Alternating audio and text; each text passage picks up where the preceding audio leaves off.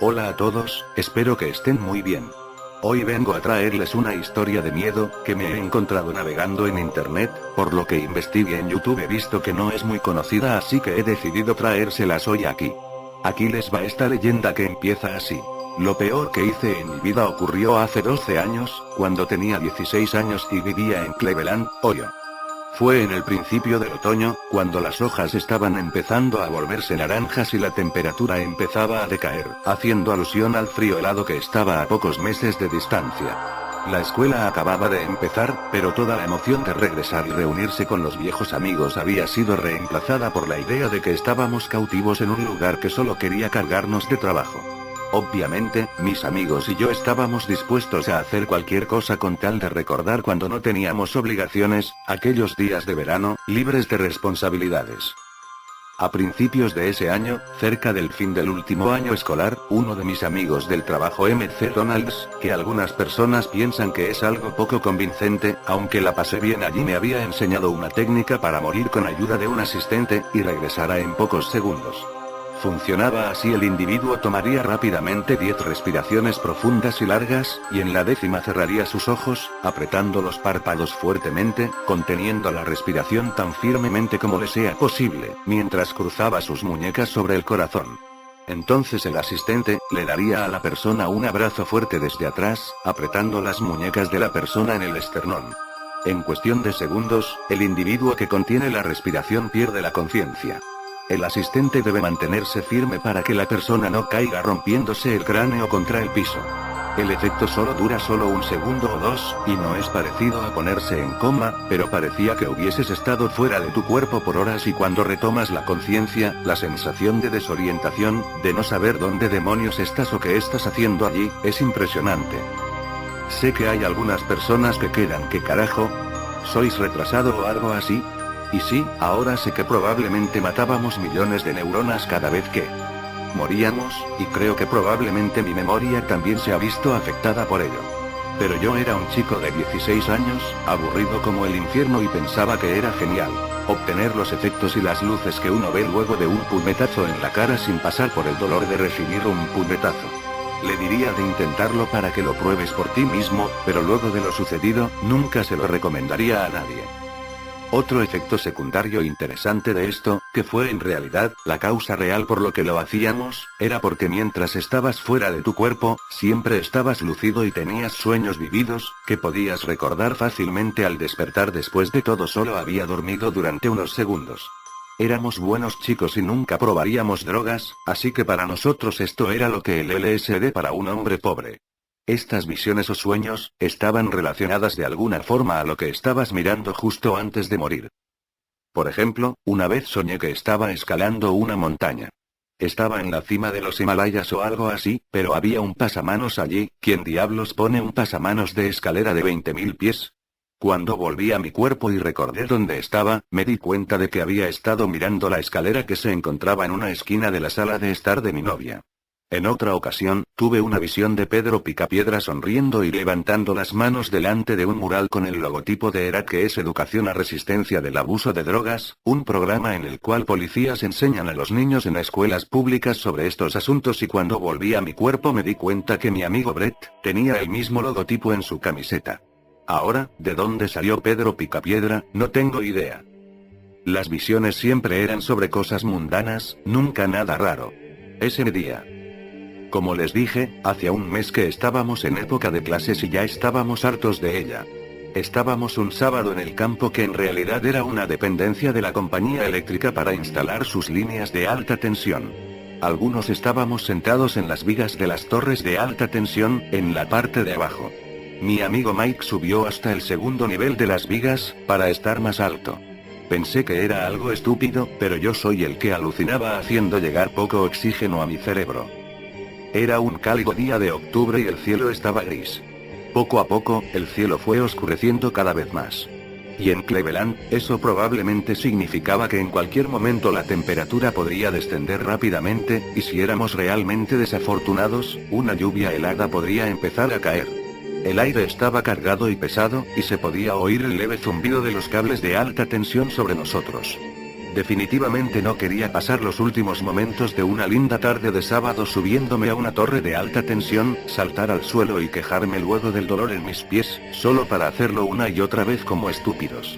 Ey, vamos a morir por un rato. Dije.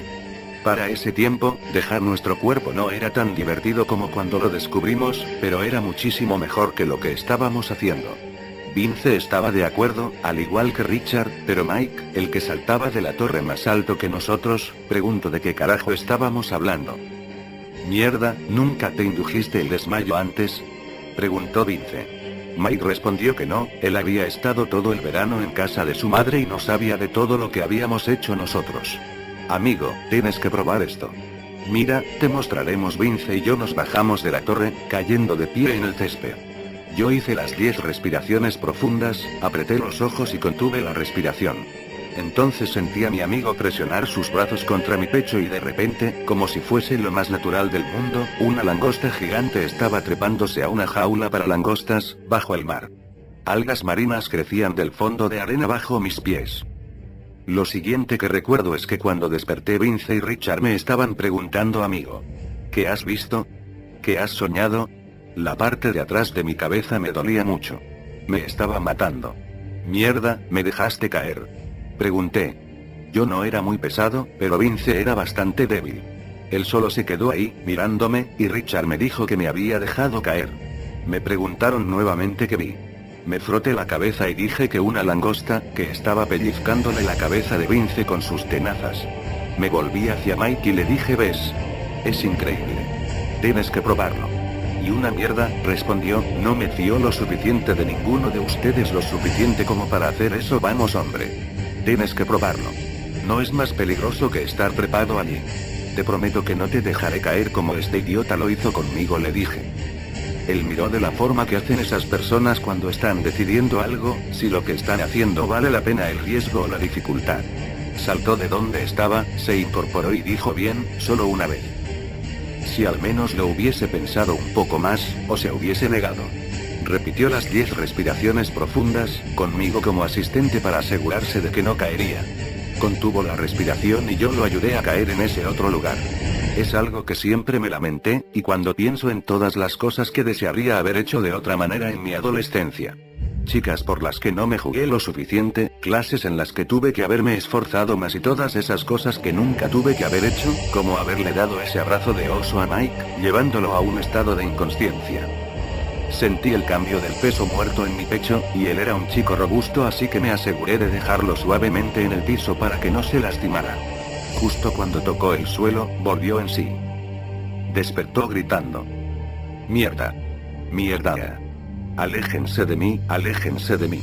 Gritaba, al tiempo que se levantó de un salto agitando sus brazos alrededor de su cabeza. Todos saltamos para atrás, con miedo de ser golpeados por su frenesí. Pero más miedo, que casi me cago en los pantalones, más miedo tenía de lo que estaba viendo. Después de unos 5 segundos, el doble de lo que tardábamos generalmente en darnos cuenta de dónde estábamos y qué estábamos haciendo, él se tranquilizó. Mierda, mierda, mierda, jadeaba. Respiraba con dificultad, tomando respiraciones profundas. Se quedó allí, encorvado, hasta que cayó de rodillas. De espaldas a nosotros, comenzó a mecerse, retorciendo las manos y murmurando: «Santa Madre de Dios, ¿qué demonios has visto?», dijo Vince. Pero Mike no respondía. Me acerqué lentamente y a medida que me acercaba, le escuchaba sollozar en silencio. Eso en nuestro mundo de machos es castigado con la muerte, pero por supuesto nadie dijo nada. Apoyé una mano en su hombro. Pero en cuanto lo toqué, dio un grito y saltó para atrás golpeándose la espalda con la torre. Se abrazó a la columna de la torre, mirándonos con ojos desorbitados, una mirada de temor absoluto. Pensaría quizás que éramos demonios del abismo del infierno. Si en algún momento pensé que estaba bromeando con nosotros, esa mirada me sacó de mis dudas. Eso y lo que sucedió después, claro. Ninguno dijo nada. A los 10 minutos, Mike se había tranquilizado lo suficiente para que Richard lo acompañara a su casa. La temperatura había decaído y comenzó a llover. Le dije a Vince que me iba a mi casa, y le dije que nos veíamos mañana. Siempre pasábamos los días lluviosos jugando Mortal Kombat en nuestro SNES, pero no dijo nada. Probablemente quería un tiempo a solas para reflexionar sobre lo que había pasado. Como yo. Al día siguiente fui a ver cómo estaba Mike, pero él y su familia se habían ido todo el día. Le pregunté más tarde cuándo se había ido, pero no me respondió. Creo que fue a un psiquiatra puesto que cuando lo vi nuevamente, el martes, parecía estar mejor. Me imagino que utiliza algún medicamento para los nervios, pero eso son solo conjeturas mías. Los días siguientes nos juntábamos normalmente con los chicos, pero Mike permanecía en silencio, sin decir que había visto. Hablábamos de cosas sin importancia. No fue hasta el sábado siguiente cuando contó lo que pasaba. Estábamos caminando por una calle tranquila del barrio, hacia el puente peatonal de madera que cruza el arroyo. Yo hablaba de una chica mayor que conocía, cuando de repente, mientras yo hablaba, él dijo: "No voy a estar aquí mucho más tiempo". ¿Cómo?, dije yo. "Vendrán de nuevo esta noche, yo no creo que sea capaz de aguantar esta vez". ¿De qué estás hablando? ¿Quién vendrá esta noche, Mike? Las manos. Las voces. En ese punto yo ya estaba asustado. Balbuceé estúpidamente un par de veces y luego dije, estúpidamente: ¿qué manos? Por la noche miro el árbol por la ventana y luego todo se pone negro. Y veo decenas, cientos, miles de ellas empujando contra el vidrio. ¿Y tú qué haces entonces?, pregunté. Retrocedo. Durante toda la noche. Pero estoy cansado. No puedo mantenerlas más tiempo fuera. ¿Y las voces? Las voces dicen que tengo que dejarlas entrar, voces de niños pequeños. Voces de niños pequeños y manos de niños pequeños. Él bajó la voz hasta ser un susurro, pero me di cuenta por lo que dijo luego, que estaba luchando para mantener el pánico. A veces, veo sus caras. Dijo con voz temblorosa. Lo acompañamos a su casa. Se detuvo en la puerta y finalmente levantando el rostro, me dijo: "Dile a Vince que puede quedarse con mi Nintendo. Él no tiene uno, y su madre no le comprará uno. Richard puede quedarse con mis CDs. Sé que a ustedes no les gustan, pero a él sí". Empecé a decirle algo pero se dio vuelta y entró en su casa. Me gustaría haber llamado a la puerta y ofrecerle quedarme con él. Pero teníamos 16 y los chicos de esa edad no lo hacían más. Me fui a mi casa. Dormí mal, asustado, escuchando cada crujido y gemido que hacía la casa, escuchando una multitud de niños. Generalmente dormía con las cortinas abiertas, pero esa noche, cerré todo. Al día siguiente, nos enteramos de que alguien había irrumpido en la casa de Mike. Vi un coche de policía en la entrada de su casa, y casi me muero cuando lo vi. Mis peores temores se confirmaron cuando me enteré que la ventana de Mike era la que había sido violada. Mike había desaparecido, y fue todo lo que nos dijeron. Nos hicieron muchas preguntas, y parecíamos más culpables que la mierda cuando decíamos que no sabíamos qué había pasado. Lo cual, no era del todo cierto. Ellos buscaban algún pervertido que haya secuestrado a Mike, pero no obtuvieron información de nosotros puesto que no teníamos nada que ver. Su foto aparecía en todos lados, y todavía lo están buscando. Cuando todo terminó, me fui a la biblioteca para investigar qué carajo había pasado, puesto que la internet no era tan eficiente en esa época. No encontré mucho. Lo más cercano que encontré fue algo que descubrí después, en mi clase de Historia Universal. Al parecer, los sacerdotes egipcios usualmente se encerraban a sí mismos en ataúdes el tiempo suficiente para morir, para luego ser resucitados y poder contar lo que vieron en el inframundo, mientras se hallaban muertos.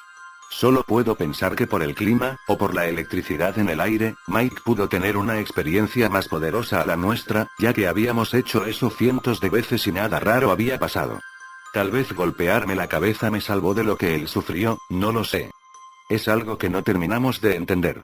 A veces acordarme de todo esto, me hace temblar. Hasta allí acabo la historia.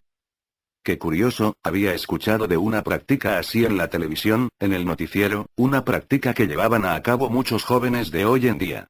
Qué estúpidos y qué peligroso. Nos vemos hasta aquí, ojalá les haya gustado la historia, nos vemos hasta la próxima, hasta luego.